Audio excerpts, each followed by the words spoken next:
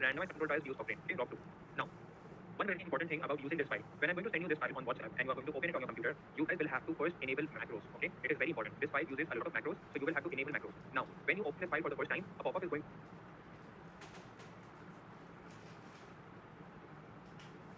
show up, or alert is going to show up right here at the top of the sheet, at the top of the Excel sheet. An alert is going to show up, and it is going to tell you to enable macros. So just enable macros.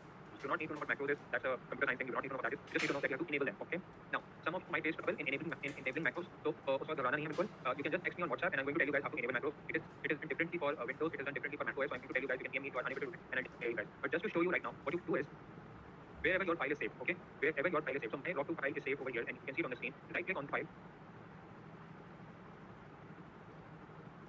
Right click on the file, and the drop down menu is going to open up. Okay, the drop down menu is going to open up for this Excel file. You are going to go to properties, and then in the general section,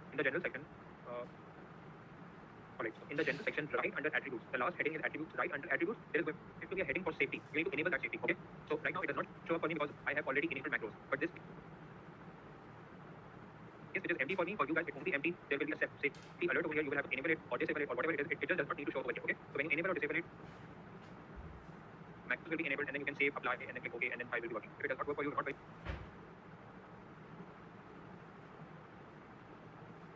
send me a message on WhatsApp, and I'm going to help you guys enable it. Okay, this will work for everyone. Right? Now, moving forward, let's talk about how to let's talk about the different sections on this first page. Okay, so this Excel file has a lot of sections. Okay, as you guys can see, at the bottom of the sheet, there are many pages: intro, results, summary, figure, collect. There are many different pages. The intro page is the most important right now. Okay, it is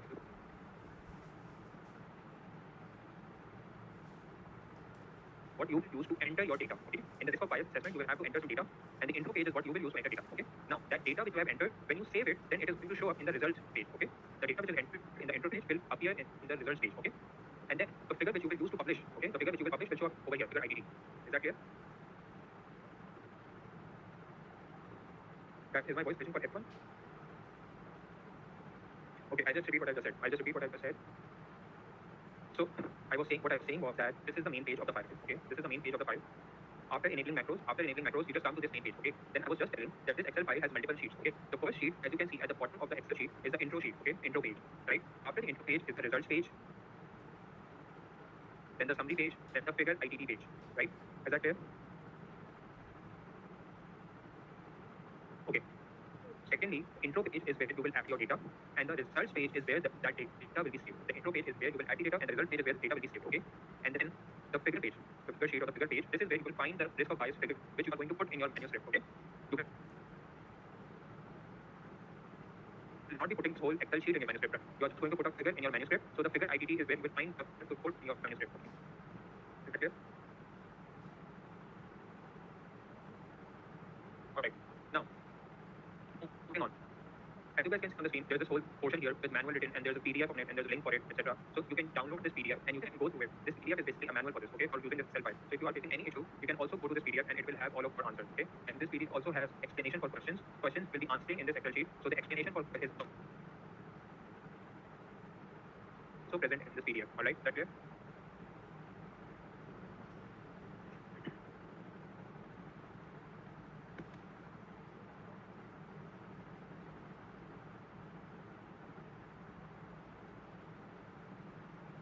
Okay.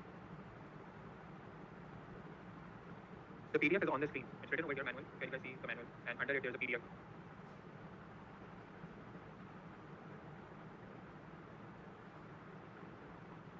Guys, is everyone following me? All right. Now, moving forward. अच्छा, अब देखें. Risk of bias assessment होता है ना? Risk of bias assessment क्या होता है? We need to check the strength of the methods that were used by an article. Okay, basically, for example, अभी आप लोगों ने तो सारे articles के बारे में पढ़ा in your Lehman analysis and then in your regression analysis. There were a lot of articles, Impact था, Empire था, right? And then there were others as well. Okay, so let's take one article as an example. Okay, the Impact article. ठीक है, article जो था जिसका नाम Impact था, that article was written by certain authors. ठीक है, and then it was published. Now, to write that article, those authors must have used some methods. Okay, they must have followed some protocol. They must have thought in advance कि हम ये चीजें इसमें करेंगे. Okay, this is how we are going to present our data. This is how we are going to conduct our analysis. This is how we are going to recruit patients. Okay, so वो authors ने जिन्होंने वो article लिखा, उन्होंने बहुत सारी चीजें सोची होंगी और फिर उनको implement किया होगा. So those are the methods, right? So risk of bias assessment basically analyzes those methods and tells us whether those methods were robust or not, whether they were good methods or not, whether there was any bias in those methods or not. Okay, so this is what it does. And to do this, we just need to answer questions. Okay, the program which we are using, it is going to ask us questions and we need to provide answers for it. And on the basis of those answers, the program is going to tell us whether there was a high risk of bias, whether there was a low risk of bias, or whether there was a medium risk of bias. Right? So इसके अंदर आपको कोई numbers नहीं input करने होंगे, इसके अंदर आपको कोई analysis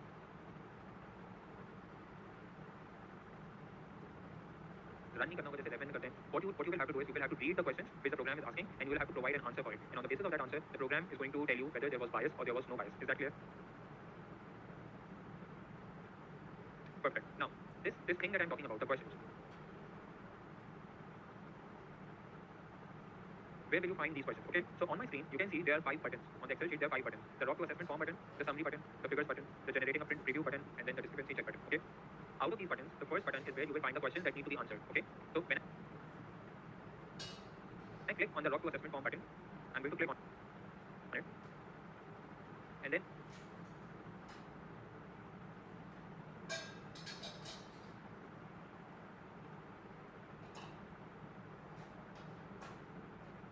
when I click on the rock to assessment form button, you guys will be able to see a dialog box open up. Okay, you guys can see it on my screen now. A dialog box has opened up on my screen. This is the place where you will be answering questions. Okay, now I need to emphasize on this point right now is at one point in time, okay, when I click on this button for the first time, so at one point in time when I'm answering questions, I will only be referring to one study. Okay, so if I'm talking about the impact study right now, I'm only going to be answering questions about the impact study. Okay, then once I'm done with answering all the questions for the impact study, I'm going to save this and then I'm going to restart this process for my second study. So in the Revit analysis, you guys used 6 studies, right? So I will, out of those 6 studies, there were 3 randomized control trials. So I will be performing this task individually 3 times for 3 separate studies. Okay, I cannot do it together for all 3 studies. I need to perform it one by one for all 3 separate studies. All right.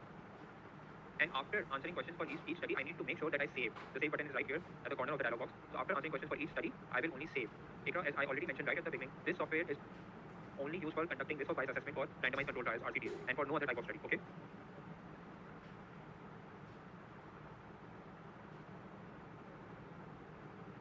Drop to tool, exactly. Drop to tool for RCTs only, and it is done for each study one by one. You cannot do it together for all studies. एक करके करना होता है सब लिए, सही है? Abdullah, it's just an Excel file. I'm going to share it on WhatsApp. You can download it and then you can open it. Zenu, there's a separate tool for cohorts. I'm going to show you guys that after I'm done with this. So how will we add 3? I'm going to tell you guys how to add 3. अभी बस ये बात समझ लेंगे एक करके करना है, एक साथ तीनों का नहीं हो सकता. Okay, so if you guys conducted data analysis for 6 studies. उन 6 studies में से 3 were randomized control trials. ठीक है, तो वो जो 3 randomized control trials थे, एक करके आपने उन तीनों randomized control trials का अलग-अलग risk of bias assessment करना होगा और वो तीनों randomized control trials का risk of bias assessment इस Excel sheet से होगा और हर एक randomized control trial का risk of bias assessment करने के बाद आपने पहले फाइल को सेव करना होगा, फिर दूसरा का risk of bias assessment start करना होगा. Is that clear?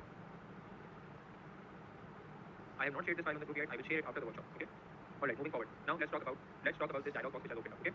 So as you guys can see, in the top left corner, it's written assessment ID. Okay. In the top left corner, it's written assessment ID.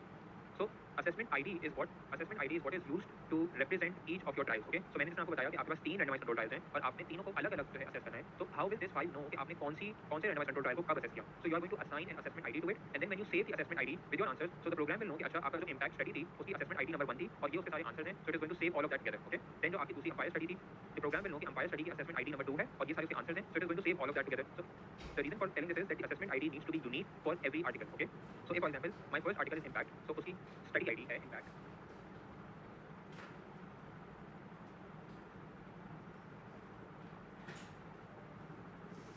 Impact 2014. उसकी study ID हो गई Impact 2014. अब मैं उसकी assessment ID रख रहा हूँ 1. Okay.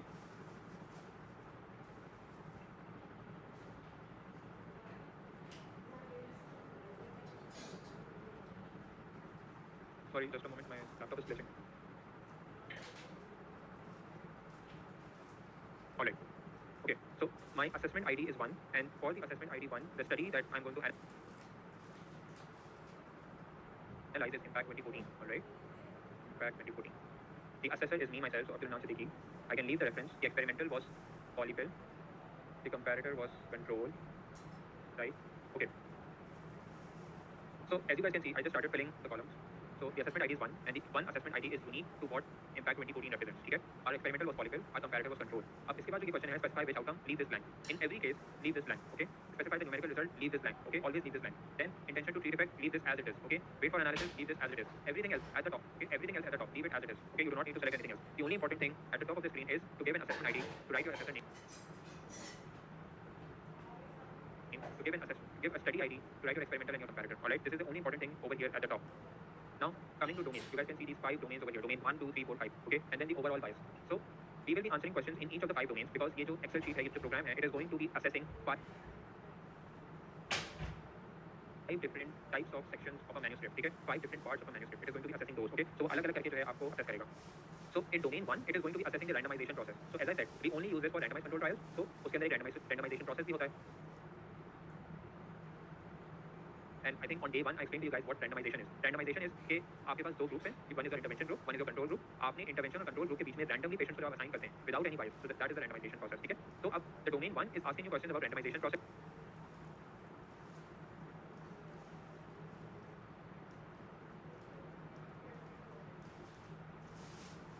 And it is asking you 3 questions about the randomization process, right? The first question is, was the allocation sequence random? Okay, so मैंने question पढ़ा. इसके बाद मैं क्या करूँगा? मैं Impact 2014 का full text article खोलूँगा, ठीक है? Impact 2014 का full text article खोलूँगा और उसमें I will go and read. Okay, I will go and read whether the allocation sequence was random or not. Okay, the question is, was the allocation sequence random? So I will go to the full text article of Impact 2014 and see whether it was random or not. And for example, the randomization process, the allocation process was actually random. Okay, so I'm going to select Y, which means yes. Okay, PY means probably yes, PN means probably no, N means no, and NI means no information. All right, so Y means yes. Okay, Ian, allocation of intervention and control both. Allocation of the whole group, right? Of both.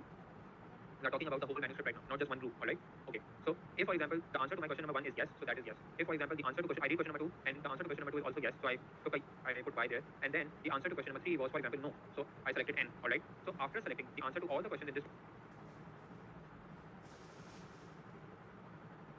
domain, I'm going to click on this algorithm button. Okay. That risk of bias algorithm button, and as soon as I click on the risk of bias algorithm button, it is showing me low risk of bias. Okay. So on the basis of my 3 answers, it is telling me that the randomization process has a low risk of bias. All right. And then besides the algorithm button, there is the assessor judgment. Basically वो यहाँ पे मुझे ये भी पूछना है कि algorithm ने तो आपको बता दिया कि low risk of bias है, लेकिन आपके ख्याल में क्या bias low है या नहीं? So I can select, I can give my own opinion as well. All right. So my opinion is that yes, the bias was low, so I selected low. All right. So this is how I will answer questions and select my own risk of bias, and the algorithm is also going to give me a risk of bias for one domain, and I have to repeat the same process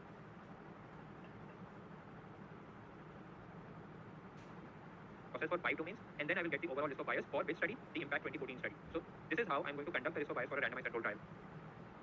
Is everyone following me till now? Okay. Now one very important thing. Some of you might say that I don't know the meaning of a question which is on the screen. So let's go to domain number 2. Okay. In domain number 2, there are 7 questions, right? Some of you might say, "This question का मतलब क्या है? मुझे question नहीं समझ आ रहा. How do I answer this question?" Right? So a very easy way to understand the question is to double click on that question. Okay. So I am on 2.3 right now. I'm on the third question, and I put my cursor on the question and I'm double clicking on it. As soon as I double click on the third question, a dialog box opened up for me, and this dialog box is giving me the explanation for the question. It is telling me that if I choose the answer yes, this is what it means. If I choose the answer no, this is what it means, right? So it is telling me everything. It has given me a whole explanation. So अगर आपको कोई भी question समझने में मुश्किल हो रही हो, उसको नहीं समझ आ रहा हो, तो आपने क्या करना है? उस question पे double click करना है. A dialog box will open, and it is going to give you a complete explanation कि इस question का मतलब क्या है. सही है? Is this clear to everyone? All right.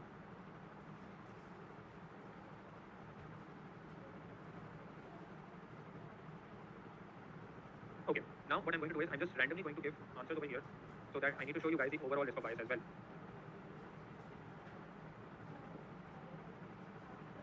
I'm just answering all of the questions randomly so that I can show you guys the overall risk of bias.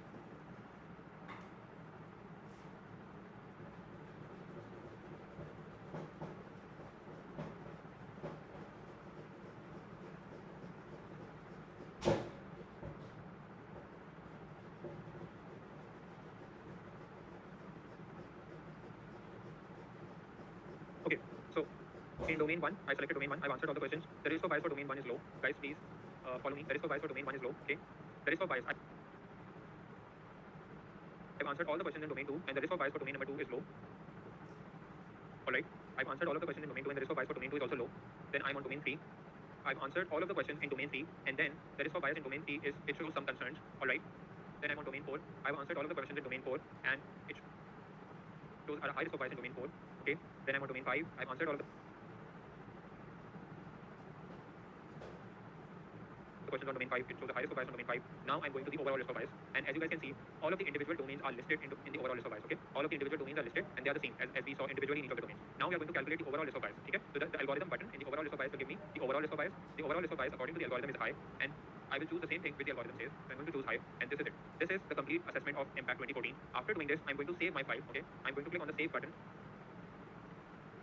I click on the save button, and my file has been saved. Okay. So now in the Excel sheet, I'm on the results page. Okay. As you guys can see at the bottom of the Okay, they are going to be saved in the results page. So now I'm on the results page, and I'm just going to go and I'm just going to show you guys that it is saved in the results page.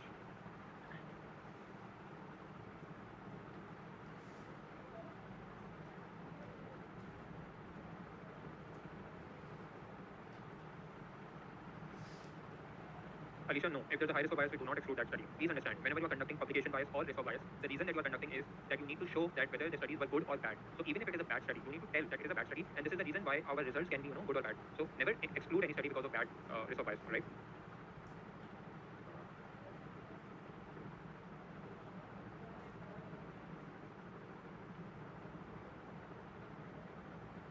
Is everyone clear about how to, conduct this risk of bias for one randomized controlled trial? Right? So you are going to follow the same process for all the other two RCTs. So you have 3 RCTs in the analysis that you conducted today. So you are going to follow the same process. After each time, you are going to save it. Make sure for each study you give it a unique assessment ID. Then you answer all of the domains, right? And wherever you feel question समझ नहीं आ रहा, you do not understand the question, just double click on the question. It is going to give you the explanation, right? And then answer. Click on the algorithm button. It is going to tell you low risk of bias है, some concerns है या high है, ठीक है? And then save it. So here, when you click on the question, when you double click on the question, तो वो box खुल जाएगा जो उसकी explanation के साथ हो, all right?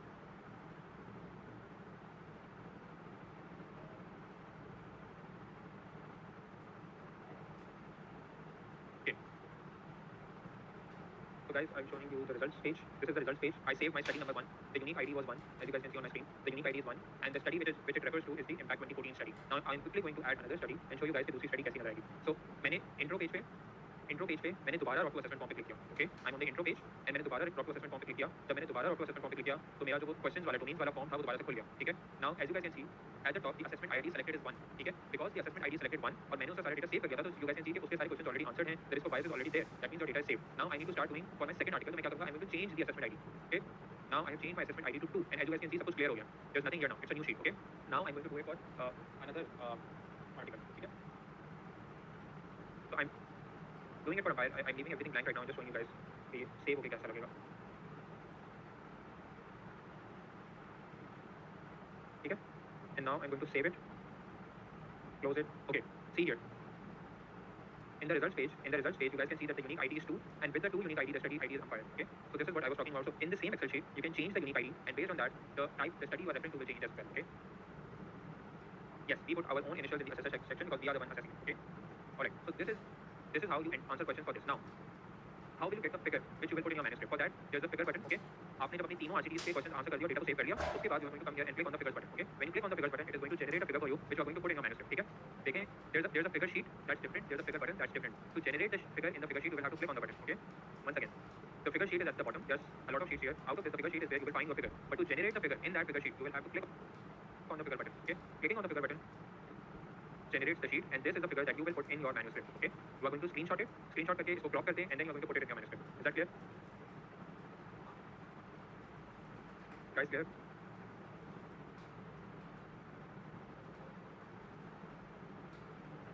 Okay, now I'm going to close this, and now we are going to talk about the risk of bias assessment for other types of studies.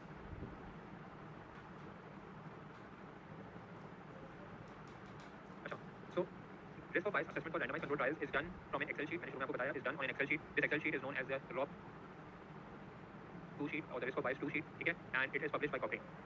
Now let's talk about observational studies. ठीक है, observational studies कौन सी है? Cohort studies and cross sectional. ठीक है. अब हम अगर risk of bias assessment करना है for observational studies like cohort studies or cross sectional studies, then we use this Newcastle-Ottawa quality assessment form. ठीक है, this is a PDF form. ठीक है, तो हम cross sectional studies and cohort studies के लिए क्या यूज करते हैं? Newcastle-Ottawa PDF form. ठीक है, इसके अंदर क्या करना होता है? करना वही सेम चीज है. You have to answer questions. The questions are given. You have to read the question. You have to select an answer, and on the basis of that answer, you will finalize कि इसके अंदर कोई bias है या नहीं है. Okay. So let's talk about the Newcastle-Ottawa quality assessment form for cohort studies. ठीक है, इसके अंदर जो है for conducting quality assessment of cohort studies, there are 3 sections. The selection section.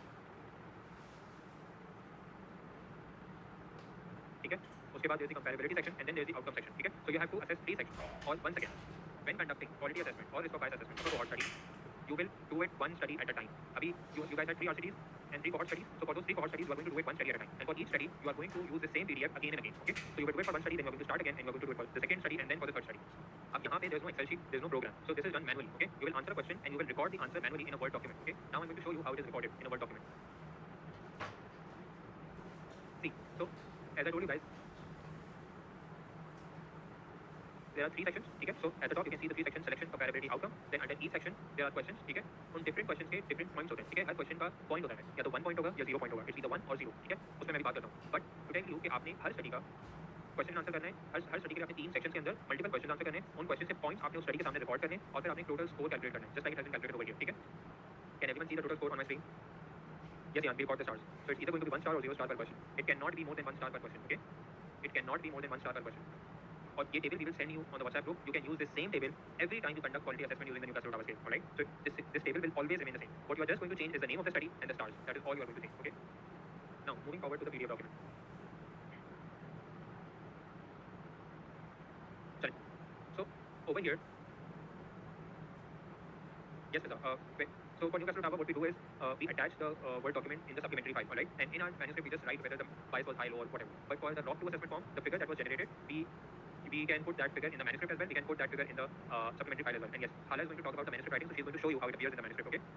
Yes, and I'm going to talk about stars now. As you guys can see on the screen, there are 4 questions in the first section, and let's read question number 1. Okay, so representativeness of the exposed cohort. This is question number 1, and there are 4 possible answers to it. Okay, this is a multiple choice question. Okay, so the question number 1. After reading question number 1, I'm going to read the 4 possible options, and I'm going to select one answer. Okay, I'm going to select one answer. For each question, you can only select one answer, just like you do in your exams. Okay, so for example, if I selected answer A, okay, so that means for question number 1, if I select answer A, I will get 1 star. Okay, or if I select answer B for question number 1, then as well I will get 1 star. Okay, however, if I select answer C, or if I select answer D, then I will not get a star. Okay, so for any option, if 1 star is written in front of an option, that means for selecting that option you will get a star. If 1 star is not written in front of an option, that means for selecting that option you will not get a star. Now, your answer should not be based on the fact that 1 star is written in front of it. Your answer needs to be based on whether the answer to that question is available in the full text of the article or not. Okay, तो मैं जिस article की quality assessment इस वक्त कर रहा हूँ वो आर्टिकल में पढ़ूंगा और चेक करूंगा कि क्या इस क्वेश्चन का आंसर उस आर्टिकल में है या नहीं. अगर उस क्वेश्चन का आर्टिकल उस आंसर में है तो वो क्या आंसर है और फिर मैं अपना आंसर चूज करूँ. And then after choosing answer I will see whether it will get a star और नॉट. Okay, so there can be maximum of 1 star per question और a minimum of 0 stars per question. और फिर मैं क्या करूंगा, I will record it over here. ठीक है, I will record it over here in my word file. और इसी तरह से आई am going to do the same thing for each question which are there on the screen. Okay, I'm going to do this for all of the questions, and then at the bottom now I'm going to see कि भाई total जो number of stars मेरे पास correct हुए हैं, what do they mean? Okay, does it mean कि good quality है, fair quality है या poor quality है? Okay, Aisha, if there is no information, then questions के अंदर the last option is कि no information is available. See, read question number 1. In question number 1, the D option says no description. Okay, so if no information is available, the answer is there as well. Okay, now let's talk about the stars. Okay, as you guys can see on my screen, if you have 3 or 4 stars in the selection domain, 1 or 2 stars in the comparability domain, and 2 to 3 stars in the outcome exposure domain. अभी domains क्या हैं कि domains already ऊपर given है, ठीक है? These are the 3 sections, the overall 3 sections, the outcome domain, the comparability domain, and the selection domain. Okay, so the PDF file is telling me that if you have 3 or 4 stars in the selection domain, if you have 1 or 2 stars in the comparability domain, and if you have 2 to 3 stars in the outcome exposure domain, then the quality is good. Okay, so this is what I'm going to use to conclude that whether the quality of my article is good, whether it is fair, or whether it is poor. All right. This is how you conduct quality assessment for cohort studies. Is that clear to everyone?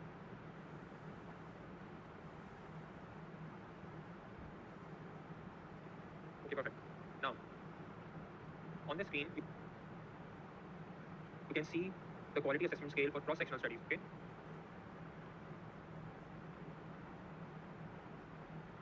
So, for observational studies के अंदर cohort studies and cross-sectional studies, इन दोनों studies के लिए हम जो scale use करते हैं या जो हम जो form use करते हैं, वो Newcastle Tower का form है, right? And both of them are answered in the same way. दोनों का table word document में बिल्कुल same बनता है, ठीक है? तो जिस तरह से हमने cohort study के लिए quality assessment किया, उसी तरह से exactly same way ये एक separate document है PDF है for both cross-sectional studies. We will again do the same thing for cross-sectional studies. उसी तरह से selection domain है, questions हैं, उनके answer हैं, and there's a score or star, same thing, right? And then after answering all of these questions, हम एक table बनाएंगे, ऐसा table बनाएंगे और उसके अंदर total score calculate करेंगे. और फिर on the basis of the total number of stars, we will decide whether it's good, fair, or poor quality. Is that clear to everyone?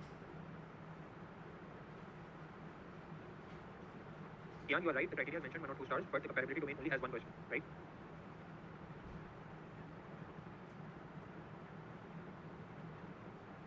Alright, so this is how you conduct risk of bias assessment for observational studies, right? Cross-sectional and cohort. Are you guys clear about conducting risk of bias assessment for randomized control trials on the ROC 2.5, Excel 5? Yeah, why are you confused? What are you confused about? We will share the table with you. You just need to input the stars or the numbers. Yasir, the total score, the way you are going to use it is this. The total score, the way you are going to use it is this. Okay? Okay. C, good quality के stars for total करो, right? In the first selection domain, if there are, for example, 3 stars, so that's 3. Then in the comparability domain, if there's 1 star, so that's 4. And then if, for example, in the outcome exposure domain, there are 3 stars, so that's how much in total? That's 7 stars in total. So if you have 7 stars in total, that means it's a good quality study. This is how you use the score. Also, guys, if you do not, so just like in the Rock2 file, there was an option to, double click on the question and an explanation pops up and then you can read the explanation. For Newcastle Ottawa, there's a separate PDF with the explanation for all of the questions. We will share that as well. There's a whole manual for it. You can, for each question, there's an explanation given. You can read the explanation to find out what it means. Alright? Do not worry about not understanding the question. There's a whole manual which explains each and every question in detail. Is that clear to everyone?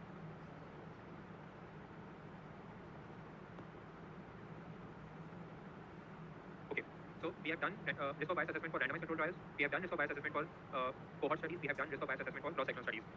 The risk of bias assessment for non-randomized control trials is done in exactly the same way as cohort and cross-sectional studies. उसके लिए सिर्फ जो PDF इस्तेमाल किया जाता है वो Cochrane ने publish किया है and not Newcastle Ottawa. It's exactly the same thing. Okay, there's no difference. So आपको करने का method आना चाहिए. Okay, you just need to know what you have to do. You just have to open a PDF. You have to read the questions. You have to form a table. आपने उस table के अंदर scoring करनी है and then you have to calculate a total score. And on the basis of that total score, you have to calculate is it good study, is it fair study, is it a poor study. Is that clear to everyone? Yes, cross-section studies can be included in the meta-analysis. I discussed this on A1. There are certain situations where you can conduct meta-analysis of cross-section studies as well. But generally, it is only for RCTs and cohort studies. Meta-analysis generally, RCTs and cohort studies. Alright, guys. Is up what, repeat what.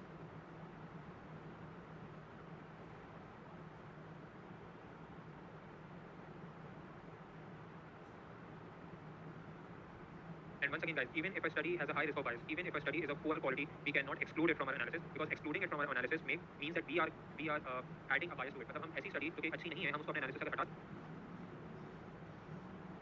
देंगे. मतलब हमने तो सारी अच्छी studies analysis कर लिया, हमारे analysis में तो खराबी है ही नहीं. So that is bias. We cannot add bias by ourselves. Okay, we cannot choose a study to add. We need to add all of the studies that we have, and then we need to tell कि इनमें से ये studies अच्छी हैं, इनमें से ये studies खराब हैं. We need to report it as it is. We cannot change the bias. We cannot alter it. Okay. Alright. Now I'm going to hand over to Hala so that she is going to talk about the manuscript. She's going to discuss how we write manuscript, how we अभी जो सब आपको question पूछ रहे थे, how to add this to the manuscript, how we show this in the manuscript, and analysis कैसे manuscript में दिखाते हैं, आपके voice plot कैसे manuscript में दिखाते हैं, all of those things she's going to show you guys. She's quickly going to discuss tips on how to write it. She's going to tell you how to quickly write a manuscript and everything. So let's move on to that, and then we will be ending this meeting soon. All right. Assalamualaikum everyone. Can you hear me?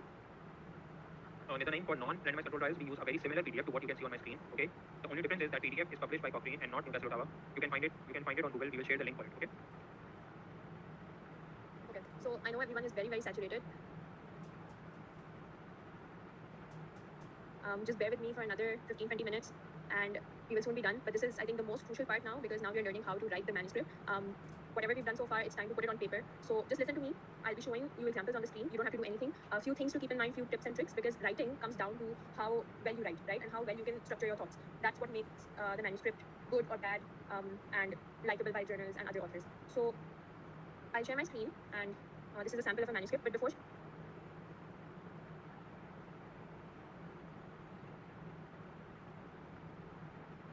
sharing my screen, I'll show you, since you just learned the ROB assessment and New Scale Ottawa, so I'll just show you how we add it to our manuscript, and that way you will be able to recall a few things.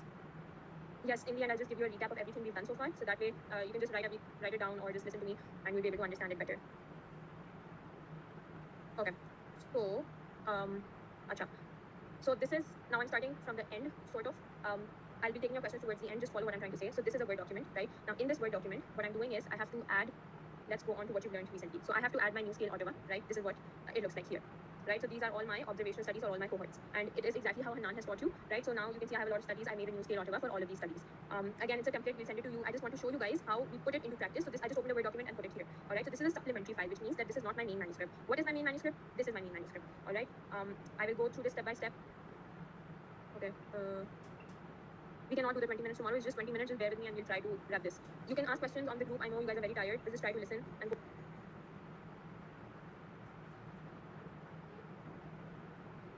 Cooperate. I just request you all. This only comes with practice again, so I'm only giving you an overview. Okay. So if you look at my screen, so this is a published manuscript, right? So you see what I've highlighted is my title, the title of my manuscript. You have your author list, etc. We come to what you see is the abstract. right? What is our abstract? Our abstract, everyone knows an abstract is a snapshot of your entire manuscript. So if you guys remember, when I was screening studies, I was telling you that you have to read the title and you have to read the abstract. So the abstract basically is something that will help authors decide that, okay, is this study worth reading or not, right? So what do we mention for a meta-analysis? What will our abstract have? So our abstract generally has separate headings. I'll try to open a manuscript where you can see, oh, so this one doesn't have it right.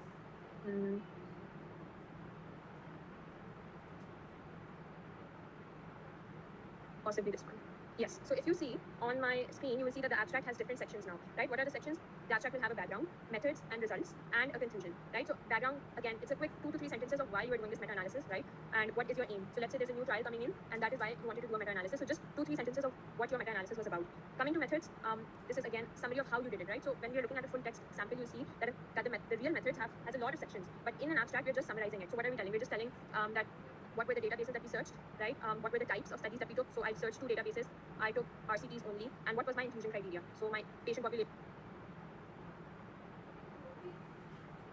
was above 18, etc., right? Then what were my outcomes? So my primary outcomes of interest were this, right?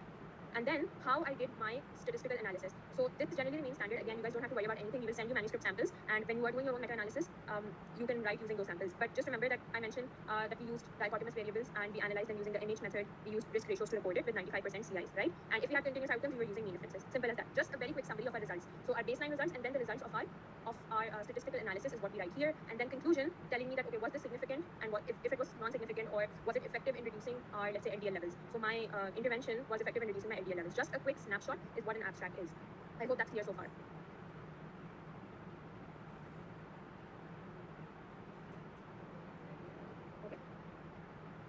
Okay, so since this is clear, now we'll move on to doing the full text, just reviewing the full text to see what you're supposed to be looking at. Okay, so here is my full text of a manuscript, right? Starting with introduction. Can you guys, so let's just keep it interactive, and I'll ask you guys, what should we write in an introduction of a meta? Just quickly, 1 or 2 points, something very important.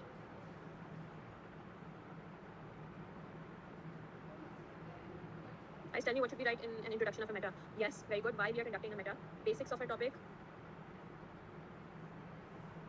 Okay, so you guys are going a little off topic. So I'll tell you. Yes, so Firza, you're right. Brief history of facts about your disease. So let's say my disease is aortic stenosis, right? And my intervention is TAVR, right? Trans-aortic valvular replacement. So what do I know about the disease, about the intervention being used for the disease so far, right? And are there any published? So if you look at my screen, I've highlighted a few points for you. So what do we know, since my disease is aortic stenosis, what do you know about aortic stenosis and its management so far, right? What do we know about TAVR so far, because that's my intervention, as opposed to surgical replacement, right? Then what do recent guidelines say? So you have American Heart Association, ACC, European, all of these big communities which give you guidelines. So you have to read guidelines, and all of this, your writing, depends on the information that you have gathered so far from doing literature search. So the more you read, the more you know about the topic, the more thorough you are, and the better you'll be able to produce it. And in introduction, if you see, every sentence is referenced, which means that I have taken this point after reading a study, a particular study, and I have referenced that study to give it due credit, right? So just keep in mind, in introduction, every single sentence or every fact that you state is referenced, because it's a fact and you're taking it from somewhere, right? So if you see, all of my sentences in the introduction will be referenced, right? Now, something that you guys mentioned, and it is very important, is why are you doing this meta-analysis? What is the gap in literature that you need to do this meta-analysis? Because what is a meta-analysis? You're putting different studies together, right, to see that, okay, which is the better tool for aortic stenosis? Is TAVR better, or is surgical replacement better? So in order to see which one's better, you're doing this meta-analysis, right? So if, let's say here, there was a lack of definite guidelines, right? So when you do a meta-analysis, if you guys remember earlier, I mentioned that all of those guidelines are basically based on results of a meta-analysis. So that's what makes your meta-analysis very significant and very important. Acha. One thing that you always have to mention is, let's say there are existing meta-analysis. So if you can see on my screen, I've highlighted that I've referenced, or I've given credit for 2 previous meta-analysis here, right? And I need to mention, or I need to figure out that what did those meta-analysis have, and what's lacking in those, and what is something new that I'm adding, right? So in my last line, I've said that our meta-analysis includes the very recent trial. So let's say those meta-analysis did not have a very recent trial, or they did not have a very important outcome, and that's what makes our meta-analysis so novel. So is intro clear to everyone? So yes, keep in mind that the references, we are referencing a fact that I've taken from a previous study, but I can't just copy it. I have to paraphrase it, and I have to rephrase it, all of that. The number that's showing at the end of the sentence is called a reference. It's a citation. So this is something that Abdul Hanan taught you in yesterday's session about referencing. Yes, it causes plagiarism, exactly. And journals reject your manuscript based on plagiarism, and authors can also sue you. You cannot copy it. You only have to take inspiration from the already published work. Okay, so now moving on to the method section. So the method section has a lot of different sections, right? So the first one that we have, now it's broken down to make it easy for you. So you guys were saying the studies included, or all of the inclusion criteria, all of that comes under our methods section, right? And we have broken it down into different headings to make it easier for you. No, we cannot take it from any article. We have to take it from articles relevant to our topic, relevant to our meta-analysis topic. And they can be from the ones that we are doing a meta-analysis, and reviews, other letters, other meta-analysis on that topic as well. It all comes from reading the published literature on PubMed. Okay, so moving on to the method section. Now the first one is data sources and search strategy. So this is something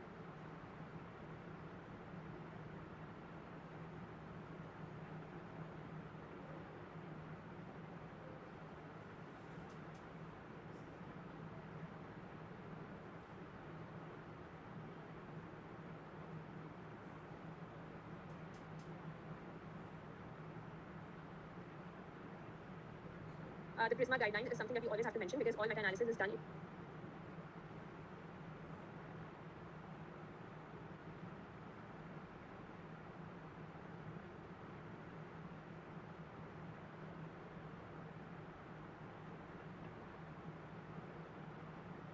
accordance with our Prisma guidelines, right? And so the search, so we have to cite our search strategy. And if you remember, so I'll just show it to you again. Here. So on my screen, you can see a search strategy that I have added. Again, this is all just copied from PubMed. So I search my search string in PubMed, and under the advanced section, it gives you a very long search string, right? So you add that. I did the same for Cochrane, and so whatever search string I used, I added it here, right? And I basically just have to write the number of results. Then going back to, can you take references only from PubMed? I don't get your question. You have to read articles, and you do that when you do a literature search, right? And the literature search is mainly done on PubMed. There are other search engines, but we do it on PubMed mainly. All right, moving to our methods here. So we tell them what were the databases used, right? Then what was our search strategy. So here is what you can see my search strategy. And I have to mention that till what month and did I do my search. So I did the search till September 2022, and then I have to write that, right? All of this is generally just stays constant or standard, so you can copy paste it and we send you the template. Okay, moving on to study selection, right? So how did we select our studies? So here again, you can use EndNote, you can use Mendeley, all of those, but we cite EndNote because that is the standard software that we are using for study selection. Yes, copy pasting, I mean, it has to not be exactly the same. You can change a few things around, but the format remains the same. The content and the format remains the same, right? You have to mention again how many authors did the screening.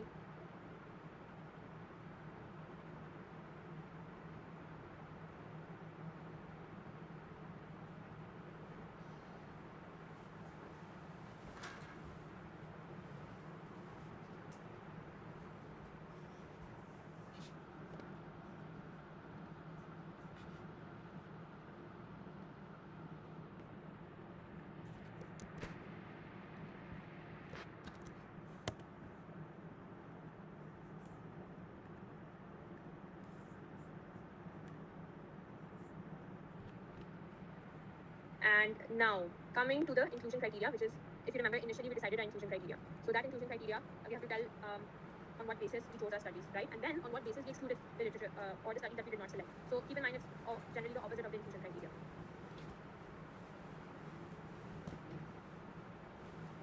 Okay, then study outcomes you have to tell again. So all of this is self-explanatory. What were our primary outcomes? What were our secondary outcomes? And then data extraction, you have to basically tell them that what were the headings that you extracted, or what was the information that you extracted, right? So you just mainly write that here. So it would be your outcomes, and other than that, it would be your baseline variables. Then comes the study quality assessment. So this is what you guys were talking about. Where is the use of baseline table? Baseline table is something that we report, and I will show it to you here. So study quality assessment, you guys were asking how to write it. This is just the method section, right? Not the results of the quality assessment here. This is just telling that okay, I used the log risk of bias rules for RCTs, and I used the new scale Audema for non-RCTs or non-randomized studies. All right, and you cite it. Guys, I'll take your questions at the end. Just focus on what I'm trying to tell you, and then you can give me your questions. Okay, now comes the important part: statistical analysis. How did you do the statistical analysis? So you have to cite your the programs that you use for Refman, and there's another program called OpenMeta, so which was used for regression. You guys use Meta Essentials, let's say, or CMA. That's what you write here, right? Now, few things remain standard. If you use random effects model, you write that. You use what were the ratios used? Did you use risk ratios? Did you use odds ratio? You have to write that, right? You have to mention the p-value at which we define significance. So anything that was less than 0.05 was considered significant, right? Again, all of these things are generally standard. Here comes the heterogeneity part. So heterogeneity, so the I-square value is called the Higgins value, right? Now you have to, like Abdul mentioned, that you have to talk about that what is mild heterogeneity, what is moderate, or what is high heterogeneity, right? So anything that was above 75 or above 50 was something that we did a sensitivity analysis for, and this is what we have mentioned, right? So basically, if you follow a manuscript, you're basically just going step by step in order of doing the analysis, right? And then the meta regression values, which Abdul again taught you that you have to report your p-values. Coming to quality assessment and publication bias. So if you remember, publication bias was something that we obtained a plot for, right? And see, we did not have 10 studies, so you write that publication bias could not be determined because we did not have 10 studies. It may be possible that there's only one outcome that has 10 studies or data for 10 studies, but other outcomes do not have data for 10 studies. So for the outcome that has data for 10 studies, you will report or you will add the funnel plot. And where do you add the funnel plot? here. So this is in your supplementary file. This is your funnel plot for publication by. So if you see early mortality, I have lots of studies for this, right? So I have obtained a funnel plot for it. Just showing you guys an example. Okay. Is this clear so far? Is methods clear? Because now we're moving on to results, and that is the most important part. And then we'll quickly take a namaz break, or probably just end the session. Okay, so let's just quickly go through this. So in the results section, you see you have your study selection and study characteristics. You guys asked baseline characteristics. Where do we write the baseline characteristics? This is where we do, right? So you have to tell them that how many. Okay, so this is the part that we have not covered, and that is called the Prisma chart. This is what it looks like. The reason for this is because this is easily available on the internet, and we will send you a screenshot. We'll send you the file for it. So just to give you a quick overview of what you add, let me show you an example so you understand it better. Okay, so this is my Prisma flowchart. This is how you'll get it from the internet, from the file that we send you. All you have to do is add numbers to it, right? And what are those numbers? The first number is important and the last number is important. Now, here is why. The first number that I've highlighted is basically the total of the results, of the search results that I got from PubMed. So if you guys remember, when I added my search thing, it showed me that I had 414 results. I had 780 results, right? So I had, for example, I had 281 results from PubMed and I had 115 results from Cochrane, right? I will total that number and write it here. Yes, we do not have to do a literature search on Cochrane. All you have to do is enter our search string and get a number, because that's what we have to report, right? Just the number. So when we total that number, then we basically just have to show them that in screening, I looked at 400 studies, I removed 380 studies. All of this, we make up these numbers, right? These have to be believable though, right? The first number, 415, which is written here, has to be accurate because they will actually enter your search string and check on PubMed and Cochrane if it's correct or not. And the last box is important because these are the total number of studies that you've actually included in your meta-analysis. So how many studies did I include after doing all my screening, after reading through full text? I included 19 studies on which I did my meta-analysis. So all of this, what I just said, is written in words over here, okay? So you tell them that you have, so this is called a Prisma flowchart. Now, you guys are asking about the baseline characteristics. This is where it comes up. You write the total number of patients, right? You write the median follow-up time. You write the average age. Let's say, and I have to include that entire baseline table here. So you can see I have my studies, type, all of that. All of it is here, right? So if you are asking, if you are confused where the baseline goes, this is where it goes. I hope this is clear so far.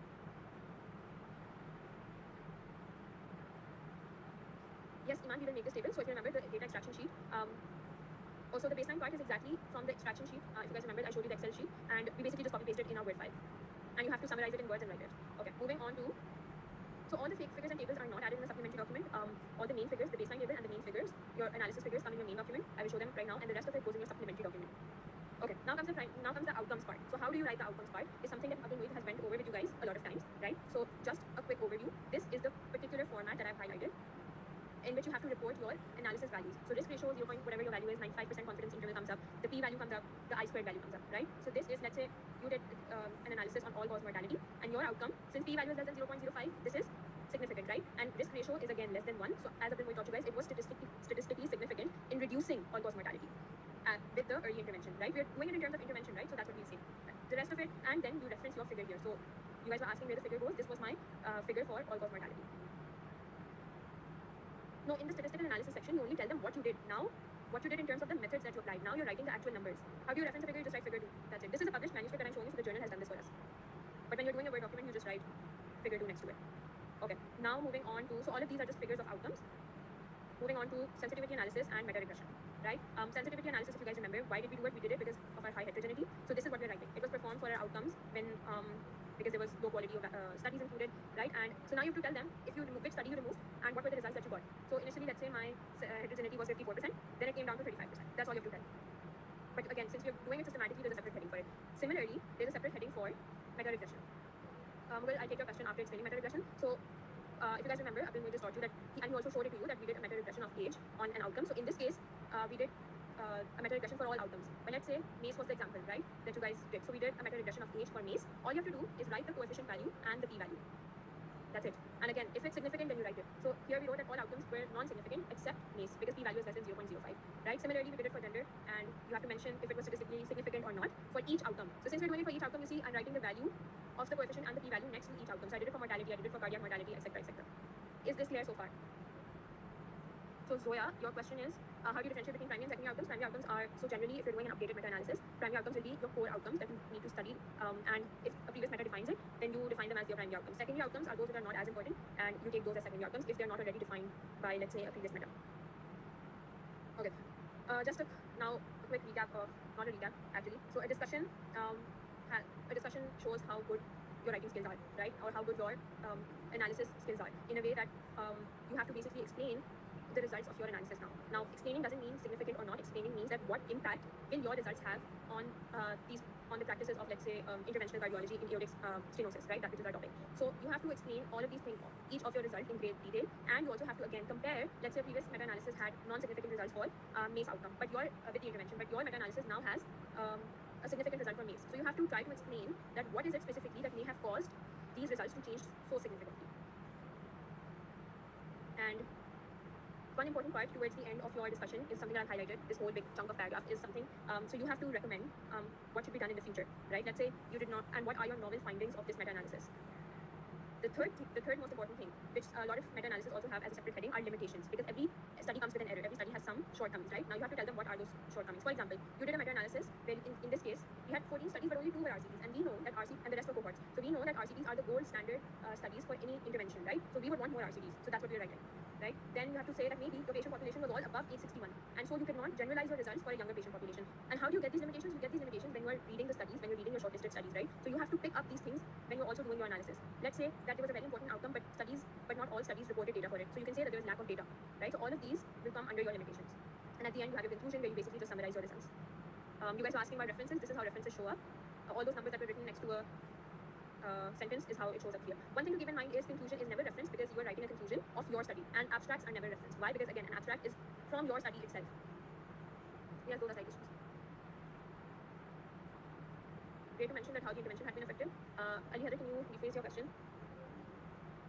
The numbers of okay, so Prisma chart mein, the important numbers are, so the first identification box, the first box is important, the last box is important. So where are we getting this number? When we enter our search string. This was my search string, for example. So when I enter that search string into PubMed, whatever my search string is, the number of results that I get is something that I will write here. So let's say I got 281 results with my PubMed search string, and I got 115 results for my Cochrane search string, right? I will total it because I mentioned that these are the databases that I'm using. So PubMed and Cochrane are the databases that I'm using. So I have to total and write their number, right? And then the last box is important, which basically gives you a total number of studies included in your meta-analysis, which are 19 in my case. All of these numbers can be manipulated. Why? Because they won't check how many studies you removed, how many duplicates you removed, how many you screened abstracts for. It just has to be a believable number, right? That, okay, you read 52 full texts, and then you remove them for, let's say, the outcomes were not relevant, the comparison was not relevant. So you have to write the reasons for excluding it, and in the end, you came down to choosing only 19 studies. I hope this answers your question. We will talk about this in the discussion. We will elaborate it on the in the discussions part. The abstract and the conclusion are never referenced. Why? Because you only reference something that you're taking from the other study, right? The abstract is a summary of your study. The conclusion is again a summary of your study, of your findings specifically. So you never reference it. Yes, I will share all of these samples. Iman, what do you mean this include every single study? How many number of references is good enough? There's no definite number, and for references, if you're taking a fact from a study, if you are comparing some information, then you have to reference it. So Yasser, you asked a very good question. If you remember, we mentioned the time till which we did our search. So in the meta manuscript that I showed you, it was till September 2022. So the journal will only check till September 2022. If you remember, there was again a time filter in PubMed, and that's how you can do it till bring it down to September 2022. Okay, so Rida, this number, if you remember, on PubMed when I did a search, it gave me 400 results, right? I was not opening every single result. Let's say I was opening 50 of those.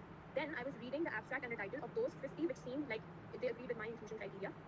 And of those 50, I decided after reading, let's say, the full text, that these are the 19 studies that I will be taking. Okay, so can I give you guys a quick summary before we end the session?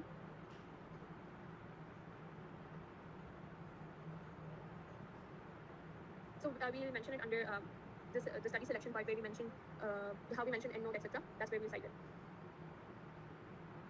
Okay, so a quick summary. So on the first day, we learned the introduction to research, which was our types of studies, right? We learned how to use PubMed, which is the most important database search engine for us. We learned how to form a search string.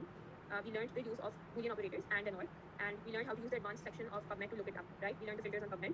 We learned how to make an inclusion criteria and how to screen our studies, which is once you get your 400 results on PubMed, you start scrolling. You see that, okay, this is my defined inclusion criteria. Does the title of the study seem that it will give me relevant information? Then you will open the link and read the abstract. And on the basis of the abstract, you say that, okay, this study seems something of interest to me or something that will be of my use. So I will take the study. So I take that link, right?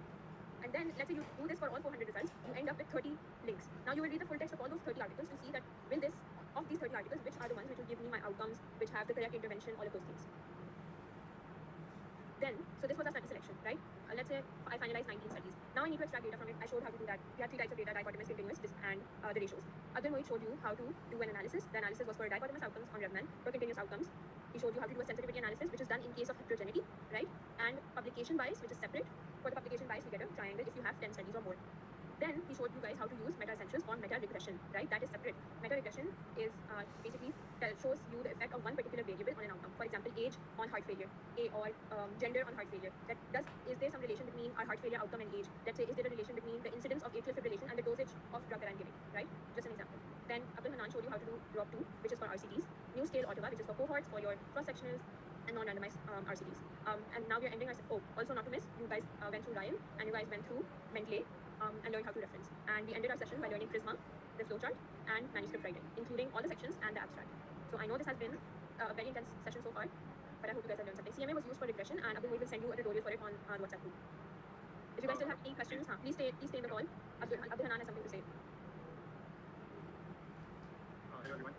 So two things. First of all, Sahil asked on the group that we discuss topic selection again, so I'm going to do that right now. So for that, whoever wants to stay, they can stay. Whoever wants to leave, they can leave. But before that, I want to tell you guys that we will be forming subgroups of all of you. So we have approximately 200 plus mentees right now. So you guys need to send in your requirements or your own groups if you want. If you're interested in being in a group with someone, so just let us know. If you do preferences in, if you want to be in a group with someone, just let us know. You can send your preferences to me or to Mohi directly as well. You can send it on the group as well. Alright. So we will try our best to keep you guys in the same group. We will be keeping approximately 7 to 11 people per group to accommodate everyone. Alright. And one last thing is that right now I'm going to discuss topic selection. Alright. So when we form the groups, I'm going to tell you guys or whoever. So first of all, me and Ala and Abdul, all of us are going to be in the groups with you. So we are going to tell you guys to find your topics. Alright. So our first priority is that you guys are able to find your own topics. If you are unable to do so, then we will give you the topic ourselves as well. Okay. However, it will be much quicker and much faster if you guys start with us and you guys also start finding topics, because we are expecting approximately 20 groups. So to give topics to each and every group is going to take time. So we will be giving topics, however, it will take time. So it can take up to 3 to 4 weeks to give topics to everyone. Alright. And now anyone who wants to leave, they are most welcome to leave. And I'm going to continue this session and I'm going to talk about topic selection. And yes, thank you so much. We also had a good time. Enjoyed teaching you guys everything. Iman, I'm saying that I'm going to teach you guys how to search for topics, and then when I form the groups, I'm going to ask you guys to start looking with me, alright, and with the mentors, so that this can be done faster. If you are able to find a topic yourself, you can start on it immediately, right? But if you are unable to find a topic, then we will give it to you. So no worries over there. We will give you a topic if you are unable to find it. Youngster groups cannot be formed on the specialty basis because there are too many people. It will be very difficult to accommodate everyone according to specialties, right? After the groups are formed, then within the group you guys can decide which specialty you want to pursue, alright?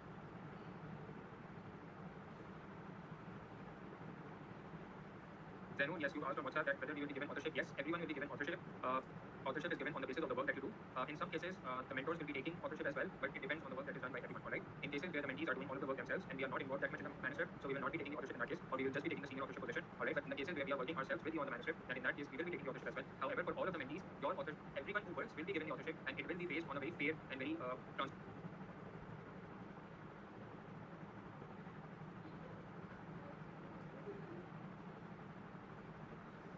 Alright? So we will share with everyone who is given authorship on the basis of the work that they have done, alright?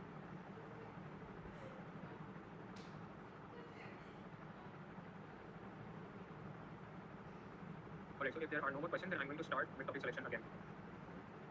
See, it will take approximately 10 days to form all of the groups, 10 to 15 days to form all of the groups, right? And then after that, it can take up to a month or more to give everyone a topic, right? So for people who are very eager to learn and who are very interested and who want to work with us as well, so please make sure that you show your interest and you start working with us. So I'm going to ask you guys to start searching for topics. You can start searching for topics. You can share them with us. We will help you do it. And then for groups who are unable to find topics, we will give them a topic ourselves, alright? And throughout this process, Abdul Mohit and all of us are going to keep a check on all of you. Whoever works the best, whoever shows the most interest, we will be scouting them for our own personal projects as well, right? So we are working with doctors from the US as well. So whoever works the best, whoever shows the most interest, whoever has the best writing styles, right? So we are going to recruit you guys to work on projects with us with the doctors in the US as well. Yes, I will be creating certificates for you, and you guys will be getting certificates soon. So to complete meta-analysis, it can be done within 2 months, right?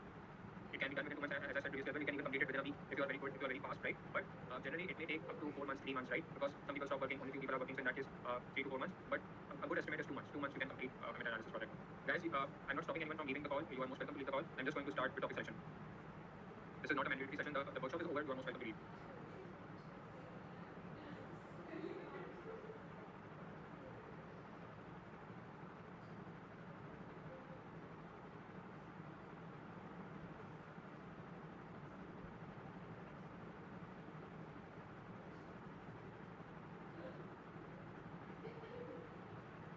Alright.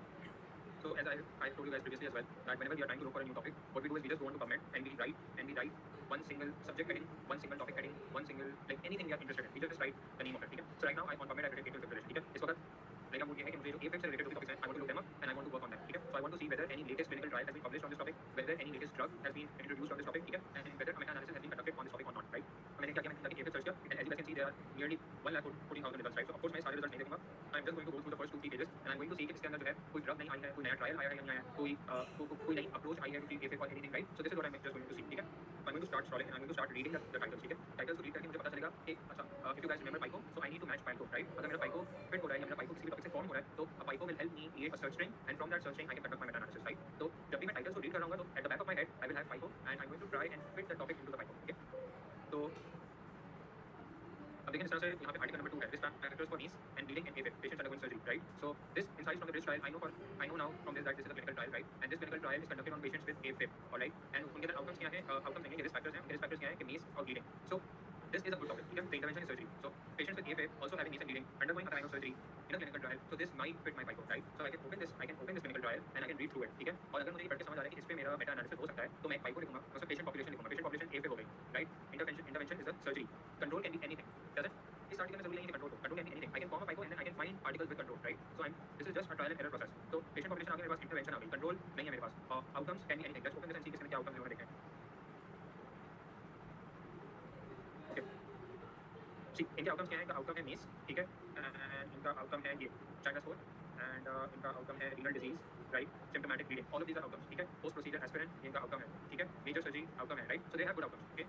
इससे मुझे पता चला कि I can form a PICO on this topic, alright? And on the basis of that PICO, I can create a search string. मैं वो search string comment में डालूंगा, so I will get new results. And from those results, I'm going to shortlist studies. I'm going to select studies which match my PICO, okay? और फिर जो है, we will conduct a filter search. Title and abstract screening करेंगे. अब वो line पे करनी है, manual करनी है, that's up to you. Title and abstract screening के बाद full text screening करेंगे. Full text screening के बाद हम उसका data extraction करेंगे. Data extraction करने के बाद उसका data analysis करेंगे, ठीक है? Then आप उसका risk of bias assessment करेंगे. उसके बीच में subgroup analysis, meta regression, sensitivity analysis, everything. Then you will write the manuscript and all of that, alright? Any questions till now? Yes. Tanis, yes. When you find if you find a good topic that from which you can form a PICO, send it on the group so that we can help you finalize it. We can tell you whether it is a good topic, whether we can conduct a meta-analysis on it or not. All right?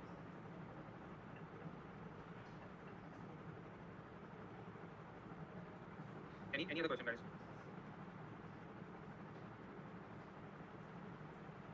Okay. If you guys can see this article on my screen. So this is I think this is a cohort study because this is a real world study, right? So if you read the topic, safety and effectiveness of oral anticoagulants, okay? So oral anticoagulants is an intervention, okay, in patients with AFib. So patient population क्या होगा? AFib and stage 4 chronic kidney disease. So we have the patient population, stage 4 chronic AFib and stage 4 chronic kidney disease. We have the intervention, anticoagulant, oral anticoagulant. Control क्या हो सकता है? It can be no drug given or it can be some other drug given, ठीक है? Outcomes क्या होंगे? Outcome हमें देखेंगे उसकी safety. उसकी safety and effectiveness is the outcome. So this is a classic example of how I formed a PICO. अब मैं क्या करूँगा? I'm going to create a search string from this, okay? I create a search string here for you. सबसे पहले मैं डालूंगा oral anticoagulants, right? Then I put and then I put atrial fibrillation, and then I also want patients who have stage 4 chronic kidney disease, ठीक है? तो मेरी patient population के अंदर दो terms हैं, atrial fibrillation and stage 4 chronic kidney disease. तो मैं ये दोनों डालूंगा, सही है? And then I'm going to search. So the results are 100 results, ठीक है? Then I'm going to go through these 100 results and I'm going to see कि इनमें से how many articles on the basis of title and abstract reading, how many articles fit my PICO. और फिर मैं उनका full text देखूंगा, फिर मैं देखूंगा कि can I conduct a meta analysis on it or not. Now मैंने search string आपके सामने बनाई and I put it on PubMed, and as soon as I came down, I scrolled down, I can see कि इस पे meta analysis exist करता है, direct oral anticoagulants versus vitamin K antagonist in patients with AFib and stage 5 chronic kidney disease, ठीक है? So the difference between my topic and the meta analysis is कि मैंने stage 4 chronic kidney disease search किया and this meta analysis is on stage 5 chronic kidney disease. So I can conduct a meta analysis on specifically including patients with stage 4 chronic kidney disease. Is that clear with everyone? Guys, is everyone following me? Is this clear with everyone? Do you guys understand how we select topics, how we choose topics? Okay, is this example good enough for you guys? Like, do you want me to explain more or is this good enough? Okay, perfect. Abiba, you asked how can we add more than 10 articles in Rhyme? So you do not add articles individually in Rhyme. What you do is you export references or articles from PubMed. You download them. So save का button होता है, वो save पे click करके you download all of the references and then you upload the whole file to Rhyme. तो PubMed के page पे जितने भी references होंगे या आपके जितने भी total results होंगे वो आप सारे साथ डाउनलोड करके and then you upload it. तो वो for example अभी जैसे I got 100 results, so I can upload all 100 results in one go. Alright? Systematic reviews के अंदर Redman analysis नहीं होता. Rhyme is free. Rhyme is a browser app. Yes, it is a website. Rhyme is a website. It's not an app. Alright guys, so thank you so much for staying with us. Thank you for your time. I'm going to end this call now and see you guys in the WhatsApp groups, and I hope that everyone is going to show interest and work with us diligently. And alright, any other question that you have, you can send it to me on WhatsApp or on the chat. You can DM it to me. Alright, so okay, Allah Hafiz.